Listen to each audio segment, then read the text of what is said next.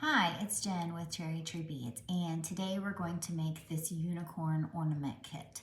So the first thing that we're going to want to do is attach this prism cone to the bottom of the unicorn.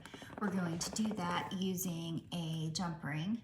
So you can see right there where it's open. So we're just going to put a pair of pliers on either side and just gently twist that open.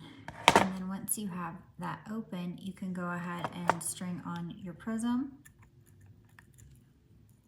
and your component. And then you're going to want to take your pliers and put it back on the other side, and you're gently going to want to twist this back together until you get it nice and lined up perfectly. Then your prism will be hanging. And then for the top, you're going to take this bit of jute and string it through the top of your component.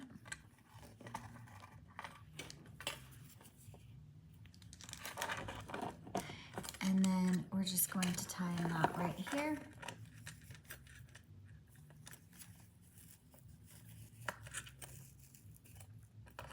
And then another one at the top. And it's that simple. The ornament is ready to be hung. This kit can be found at cherrytreebeads.com. Thanks so much for watching.